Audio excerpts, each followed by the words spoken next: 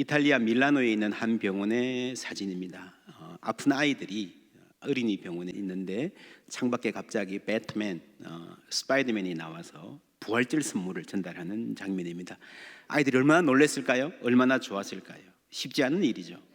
그냥 병실에 똑똑하고 들어가서 선물만 전달해도 좋을 텐데, 아니면 복장만 배트맨 해도 괜찮을 텐데, 굳이 이렇게 매달려서 아이들에게 기쁨을 주려는 그 마음이 참 감동적입니다. 아이들을 위한 배려, 특별히 아픈 아이들, 배려가 돋보입니다. 그리고 부활의 기쁨을 전하고 싶은 마음.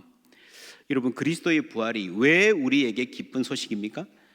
장로의 신학대학에서 오래 가르치시고 학장도 지내신 이종성 박사님 책을 참 많이 쓰셨는데, 그중에 인간론이라는 책이 제가 한 30년 전에 읽었는데도 또렷이 기억이 납니다. 남태평양을 배를 타고 지나가면 가도 끝없는 바다, 너무너무 지루하겠죠. 그래서 갑판에서 바다를 쳐다보고 있으면 갑자기 이렇게 고래 혹은 큰 물고기가 물속에서 솟구쳐 올라와서 이렇게 내려간다는 거예요.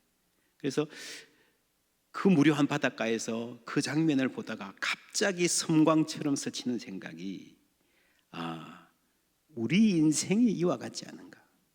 이 고래는요, 오랜 시간 물에서 헤엄치고 살았습니다. 잠시 올라왔죠. 내리고 나서도 또 많은 시간을 살아갈 겁니다. 그죠?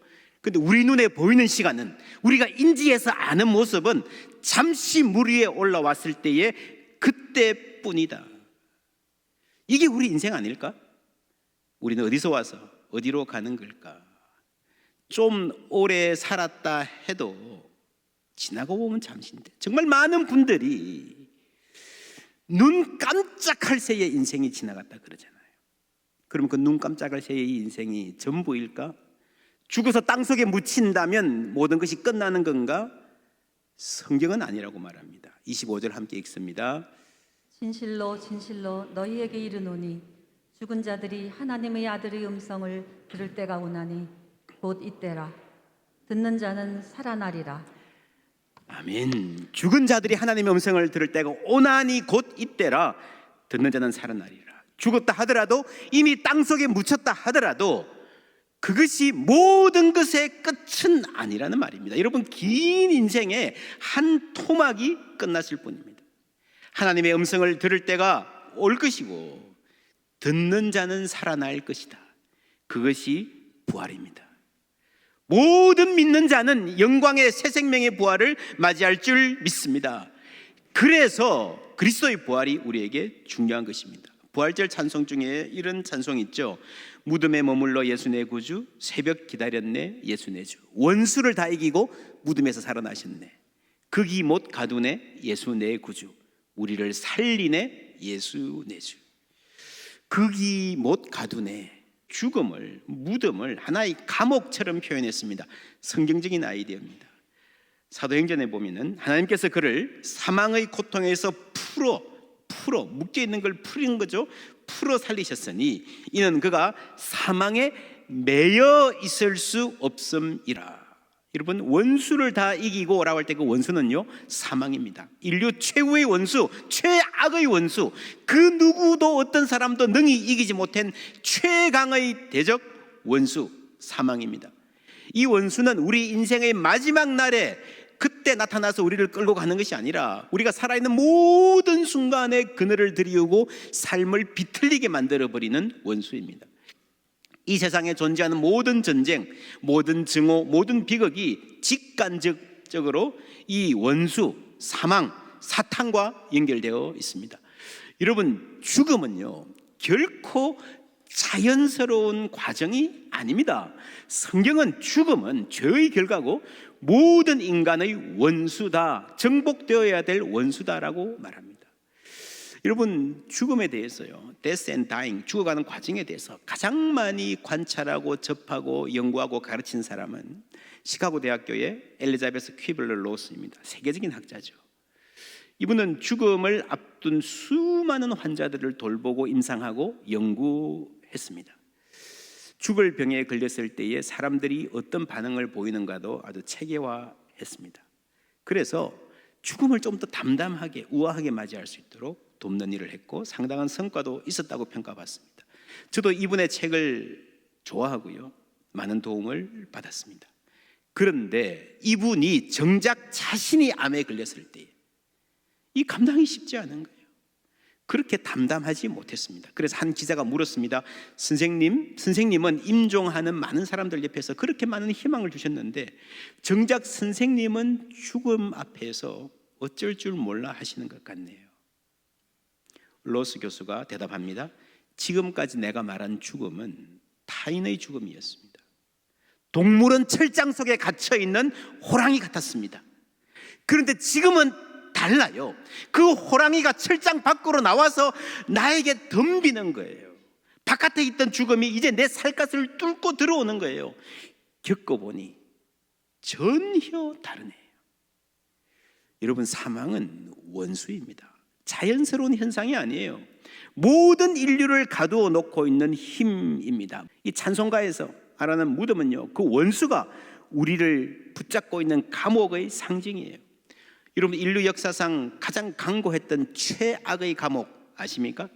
션 코넬리가 나왔던 영화 더 록, 기억하시는 분 계실 텐데 아주 예전에 아주 유명했던 감옥, 섬 자체가 감옥인데요, 배경입니다. 너무 유명한 감옥이어서 지금도 여기에 배를 타고 들어가는 관광 상품도 있습니다.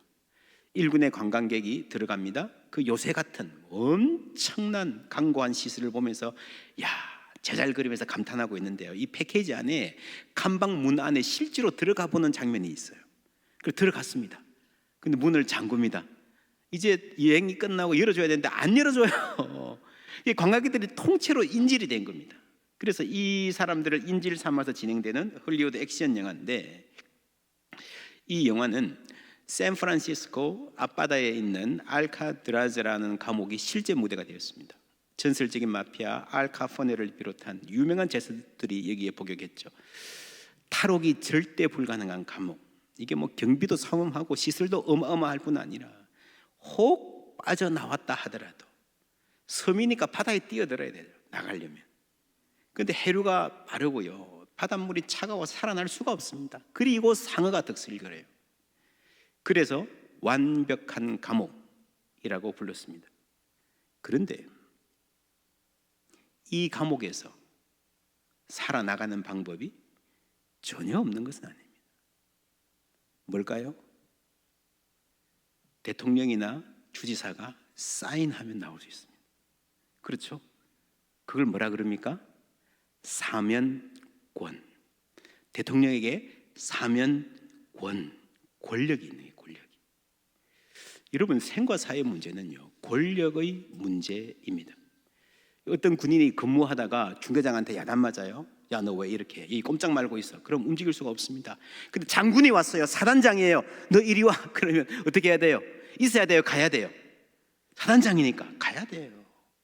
더 높은 분이, 더 힘센 사람이, 더 큰 권위가 오라 그러면 가는 거예요. 그 전에 중대장이 한 말의 효력은 없어지는 겁니다. 이거 잘못했다 벌 받고 있는데 사단장이 야, 무슨 소리야, 그거 진짜 잘한 거야, 상 주면 상 받는 거예요. 그게 권력이에요. 그게 힘이에요. 법원에서도요, 지방법원에서 유죄 그래도 대법원에서 무죄 그래 집에 그러면 가잖아요. 영어로는 Supreme Court라고 합니다. 궁극적인 권위란 말이에요. 궁극적인, 더 높은 권위가 없다는 말이에요. 우리가 죽는 것은요, 성경에 의하면 사망에 갇혀 사망에 매여 있는 겁니다. 그걸 떨칠 수 있는 힘이 없기 때문에 죽는 거예요. 사망보다 힘센 사람이 없기 때문에 다 진 거예요. 항우 장사도, 진시 황제도, 맹장이요 지장이었던 이순신 장군도, 줄리어스 시저도, 알렉산더도, 징기스칸도 결국에는 졌습니다. 사망에게 졌습니다.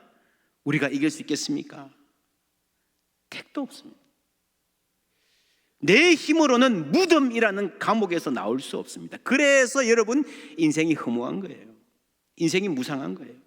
고래가 바닷물 위로 살짝 올라갔다가 내려가는 그 순간 조금 더 길어봐야, 조금 더 화려해 보아야 무슨 대단한 의미가 있겠습니까? 그래서 많은 사람들이 인생을 허무하다고 그러는 거예요. 여러분 보세요. 세상에서 부귀영화를 많이 누린 사람일수록 허무감은 더 깊어요. 그 허무에서 탈출할 수가 없어요. 그 무상함을 극복할 수가 없어요. 그래서 예수님이 해주신 줄 믿습니다. 듣는 자는 살아나리라. 사망에 매여 있지만 하나님의 힘이 훨씬 크기 때문에 하나님이 명령하시면 살아나는 거예요. 사망이 더 붙잡고 있을 수가 없는 거예요. 오늘 말씀 이 요한복음 5장인데 이 말씀 위에는요, 베데스다 38년 된 병자의 이야기가 나옵니다. 물이 동할 때에 맨 먼저 들어가면 낫는다. 누가 들어갑니까? 그나마 덜 아픈 사람이 들어가는 거예요. 그렇지 않습니까? 진짜 아픈 사람은 못 들어가요. 그게 세상이에요. 실존주의 철학자들이 말했던 부조리예요, 부조리. 예수님이 이런 세상에 오신 겁니다. 그래서 가장 약한 사람, 가장 불쌍한 사람 찾아가셨습니다. 세상이 어떻게 도와주려 그래도 어떻게 하다 보면 이 세상의 프로그램에 의하면 맨 뒷자리에 갈 수밖에 없는 사람, 그 편이 되어 주신 거예요. 8절 9절 함께 읽습니다. 예수께서 이르시되 일어나 내 자리를 들고 걸어가라 하시니 그 사람이 곧 나아서 자리를 들고 걸어가니라. 이날은 안식일이니. 아멘. 역시 말씀입니다. 내 자리를 들고 걸어가라 할 때에 예수님이 말씀하시자 듣는 자가 치유되었습니다. 38년 된 병자가 그대로 나왔습니다. 예수님의 능력이고 권력입니다. 그런데 문제가 생겼습니다. 이 날은 안식일이니. 왜 안식일에 이런 일을 합니까? 라고 항의하는 거예요.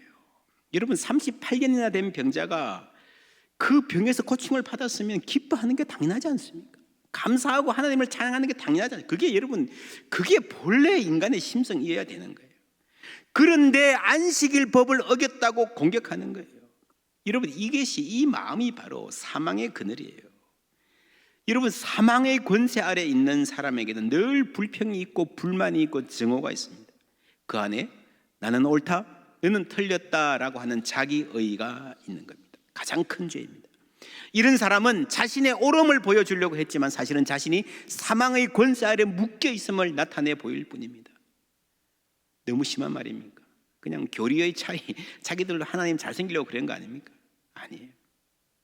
여러분, 이 사실은요, 요한복음을 계속 읽어가면 분명해집니다. 11장에 가면 예수님이 죽은 나사로를 살리십니다. 예수님이 나사로야 나오라 그럴 때 그 말씀을 듣는 순간에 죽은 지 3일이나 된 시신이 걸어 나오는 거예요. 듣는 자는 살아나리라. 할렐루야. 놀라운 일입니다. 근데 더 놀라운 것은요, 그것을 싫어하는 사람이 있어요. 예수의 인기가 올라가고 자기들의 지위가 흔들릴 것을 두려워해서 살아난 나사로를 죽이려 합니다. 놀랍지 않습니까? 여러분, 이것이 그들이 사망의 편이란 말이에요. 그들이 사망의 권세 아래 매여 있다는 것을 명확히 보여주는 겁니다. 여러분요, 사람은요, 사람을 죽이고 망치는 것, 그거는요, 사탄이 잘하는 일입니다. 사탄은 힘이 있어요. 힘이 있는데 죽이는 힘은 있지만 살리는 힘이 없어요. 사람을 서로 이간질시키고 분열시키는 것, 그게 사탄이 사망의 권세가 하는 일입니다. 여러분, 세상에 힘 자랑하는 사람들이 있잖아요. 뭐라 그럽니까? 내가 그놈 가만 안 둘 거다. 반드시 혼내줄 거다. 여러분, 사람들이 힘 자랑할 때 주로 그 힘은 부정적이고 파괴적인 힘입니다. 내가 너를 반드시 성공하게 할 거다. 여러분, 그거 잘 없잖아요. 그런 말 잘 못 듣잖아요. 내가 그거 도시락 싸가면서 말릴 거다. 그런 건 있는데요, 내가 그거 도시락 싸가면서 성사되게 할 거다, 그런 말은 잘 없잖아요. 그죠? 왜 그렇습니까? 여러분, 인간이란 본래 내가 좀 열심을 내면 뭘 안 되기는 할 수 있어요. 망칠 수는 있어요. 그러나 여러분, 되게 만드는 것은 대단히 힘듭니다. 조폭이 돼가지고 칼로 사람을 죽이는 것 배우려면 얼마나 걸릴까요? 의사가 되어서 칼을 들고 수술해서 사람을 살리는 것을 배우려면 얼마나 걸릴까요? 남의 인생을 가로막고 망치는 것은요, 조금만 힘이 있어도 할 수 있습니다. 그러나 우리가 한 사람이라도 그 길을 살려주고 위로해주고 세워주고 좋은 면을 발견해서 높여주고 한 사람의 인생을 열어주는 것은요, 쉽지 않습니다. 죽이기는 쉽고 살리기는 어렵습니다. 허물기는 쉽고 세우기는 힘듭니다. 이간질하기는 쉽고 화해시키기는 어려운 거예요. 그래서 세상에 고난이 많은 거예요. 사람들이 사망에 매여 살아갑니다. 예수님은 얽매이지 않으셨습니다. 사망에 얽매이지 않았기 때문에 부활하셨을 뿐 아니라 살아계시는 동안에도 그 사망의 그늘에, 죽음의 문화에 압도되지 않으셨습니다. 불쌍한 병자를 보고 오늘 안식일이니까 내일 올게, 좀 더 참아, 그러지 않으셨어요. 사랑의 마음으로 있는 그대로 명령하셨어요. 일어나 걸어라, 나사로야 나오라. 하나님께서 생명 주셔서 그들이 치유되고 살아났습니다. 여러분, 누가 살아납니까? 듣는 자는 살아나는 거예요. 일어나 걸어라, 나사로야 나오라. 다 하나님의 말씀입니다. 무덤에 있는 자가 아들의 음성을 들을 때가 오나니 곧 이때라. 오나니는 뭡니까? 미래죠. 올 것이다. 미래다. 미래에 우리가 다 부활할 것이다. 그런데 그게 곧 지금이다. 이때다. 우리가 하나님의 말씀을 듣는 그 순간에 영혼이 살아나는 줄 믿습니다. 미래에 있을 그 부활의 능력이 지금 활동하는 거예요. 우리가 가끔씩 그런 말합니다. 하나님, 죽을 수밖에 없는 우리 죄인들을 살려주셨습니다. 에베소서는 뭐라 그럽니까? 그는 허물과 죄로 뭐라고요? 죽었던 너희를 살리셨다. 놀랍죠? 죽을 수밖에 없는 죄인, 이게 사실은요, 정확하게 말하면 죽었다는 거예요. 죽었다는 거예요. 사망에 매여 있는 겁니다. 사망에 매여 있는 삶, 그 증상들은 확인합니다. 불안, 우울, 탐욕, 미움과 증오. 여러분, 현대 정치의 문제도요, 증오와 혐오의 문제입니다. 미국도 그렇고 한국도 그렇고 지금 많은 나라들이 그런 상황에 봉착해 있습니다. 정치적으로 너무 한쪽에 쏠려 있는 사람은요, 미움과 증오의 노예인 경우가 많습니다. 대통령 선거를 해도 누가 좋아서 찍는 게 아니고 저 사람이 미우니까 이 사람 찍는다. 그렇게 된다면 불행입니다. 국가적 불행입니다. 그 안에 소망이 싹 틀 수가 없어요. 왜입니까? 나는 100% 맞고 너희들은 100% 틀렸다 그러네. 그러니까 자꾸 싸우는 거예요. 자꾸 싸우는 거예요. 여러분, 그런 사람이 많아지면 나라가 불행해지는 거예요. 주께서 우리에게 은혜 주셔서 이 나라를 위해서 기도하고 소망을 만들어 가기를 주님의 이름으로 축원합니다. 먼저 그리스도인들은요, 하나님 앞에서 겸손하고 이 자기 의에서, 미움에서 해방되어야 됩니다. 그래야 나라에도 소망이 있습니다. 가정의 문제도 마찬가지예요.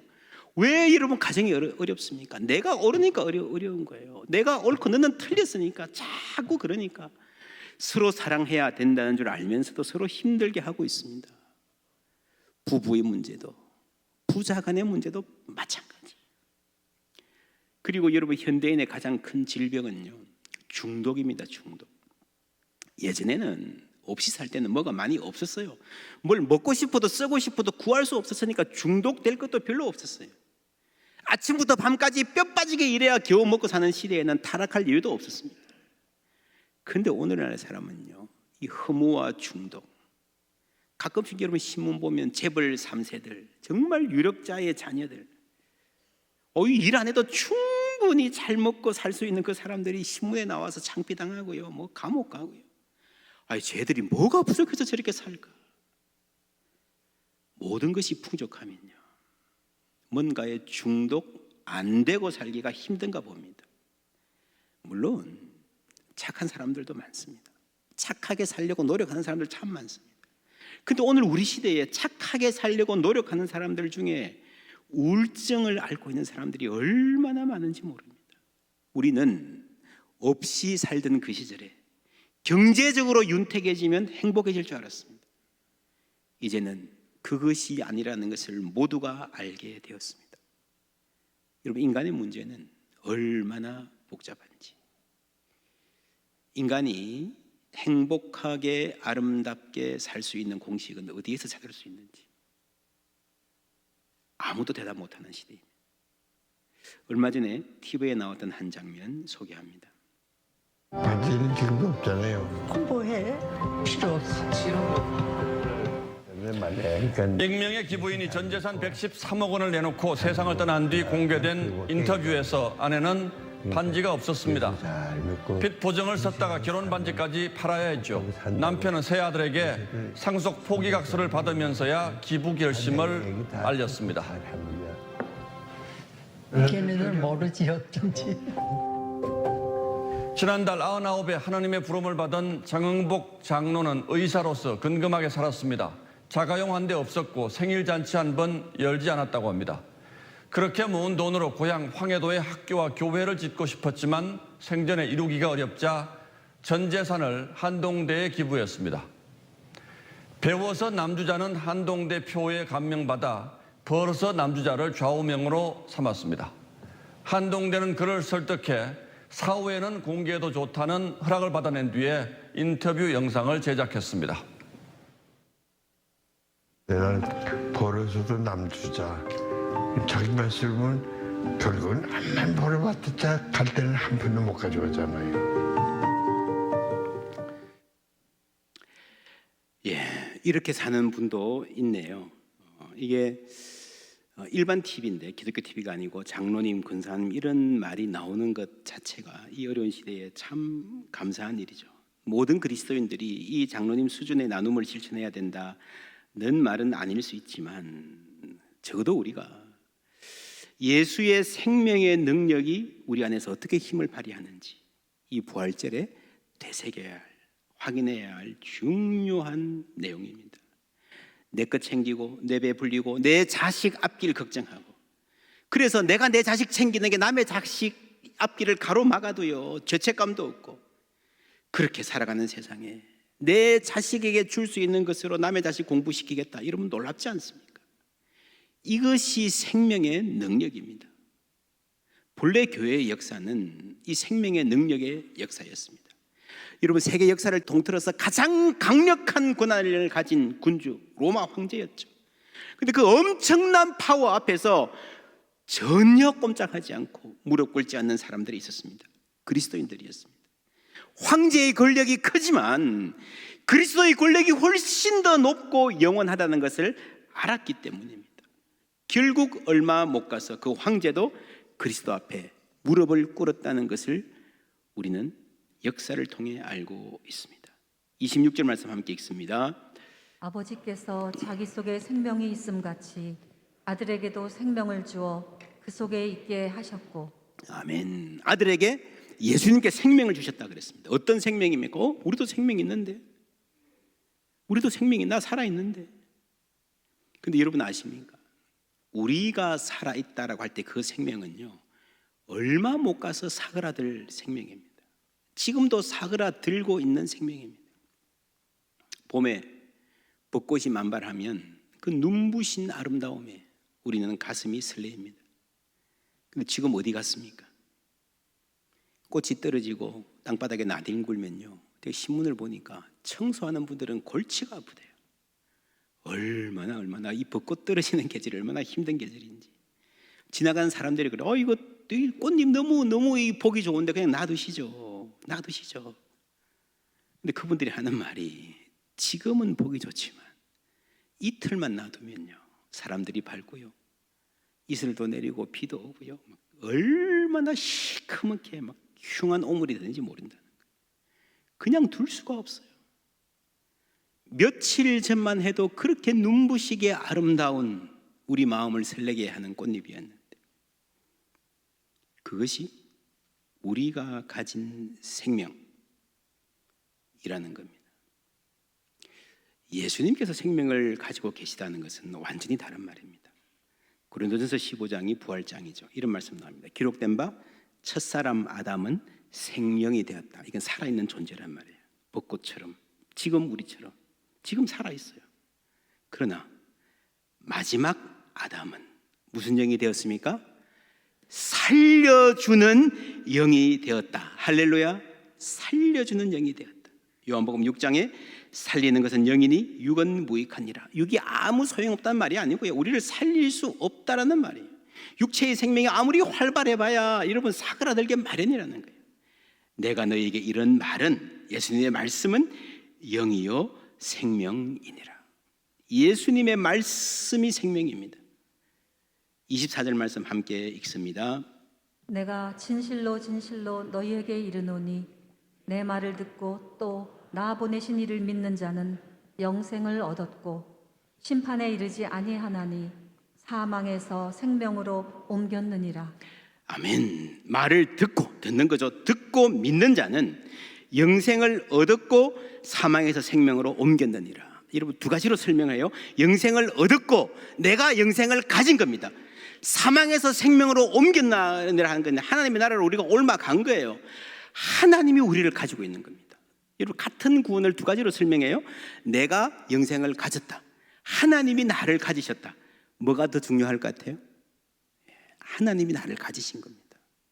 여러분, 내가 영생을 가졌다 이것만 생각하면요, 우리는 연약하기 때문에 때로 헷갈려요. 때로 넘어져요. 때로 내가 있는 게 맞나 싶어요. 그러나 여러분, 하나님이 나를 갖고 계시면 결코 빼앗을 사람이 없고 결코 우리를 잃어버리지 아니하실 줄 믿습니다. 골로새서에 그가 우리를 흑암의 권세에서 건져내사 그의 사랑의 아들의 나라로 옮기셨으니, 할렐루야. 이미 옮겨주신 줄 믿습니다. 영원히 죽지 아니할 것입니다. 우리가 이미 하나님 안에 있는 거예요. 그게 구원입니다. 요한복음을 쭉 읽어가면요, 맨 마지막에 도마의 이야기가 나옵니다. 29절 함께 읽습니다. 예수께서 이르시되 너는 나를 본 고로 믿느냐? 보지 못하고 믿는 자들은 복되도다 하시니라. 아멘. 이게 본래 요한복음 맨 마지막에 결론처럼 제시된 말씀입니다. 요한복음의 결론, 보지 못하고 믿는 자들은 복되도다. 무슨 말이에요? 누구를 위해서 이 길을 썼겠습니까? 여러분, 보지 못하고 믿는 자들은 복되다, 이 말은요, 듣고 믿는 자들은 복되다는 말이에요. 요한복음은 주후 90년대에 쓰여졌습니다. 이미 예수님을 본 사람은 별로 없어요. 요한은 봤지만. 근데 요한이 살아보니까 본 사람들 중에서도 안 믿는 사람도 더 있지만, 요한 스스로가 하나님의 말씀을 증거할 때에 그 말씀을 듣고 믿고 영생을 얻는 사람이 그 새 생명 가운데 힘있게 살아가는 사람들이 있더라는 거예요. 보지 못하고 믿는 자들은 복되도다. 무슨 말이라고요? 듣고 믿는 자들은 복되다는 말이에요. 믿음은 들음에서 나는 줄 믿습니다. 할렐루야. 그래서 이 요한복음을 쓴 거예요. 그렇죠?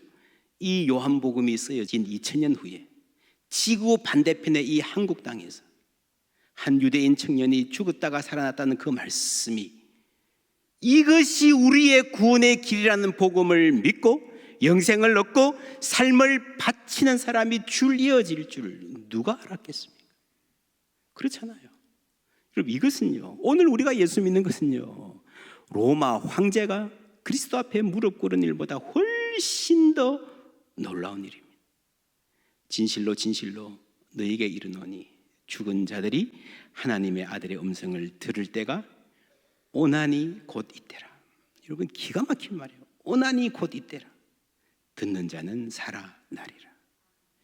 미래에 우리 주님 호령과 천사장의 나팔로 부르실 때에 살아날 그 사람들은 바로 지금 곧 이때라, 바로 지금 하나님의 말씀을 듣는 그 순간에 살아나는 거예요. 여러분, 우리가 살 길은 단 하나, 듣는 데 있습니다. 여러분, 사람이 태어나서 자라면서 어떻게 해야 사람이 됩니까? 밥만 먹이면 사람이 됩니까? 아니에요. 들어야 돼요. 부모 말씀을 들어야 되고 선생님 말씀을 들어야 돼요. 그래야 사람이 되는 줄 여러분 다 아시지 않습니까? 그리스도인은, 내 양은 내 음성을 들으며, 할렐루야, 하나님의 음성을 들어야 됩니다. 듣기는 속히 하라. 쾌청. 올해 우리가 이 주제로 출발했습니다. 부활절에 다시 한번 그 말씀을 되새깁니다. 여러분, 주 앞에 귀 기울여 듣는 성도들 되시기를 주님의 이름으로 축원합니다. 믿음은 들음에서 납니다. 듣는 만큼 우리는 예수님 닮아가는 겁니다. 그럴 때에 우리가 가는 곳마다 하나님의 생명이, 그리스도의 평화가, 성령의 위로가 전해질 줄 믿습니다.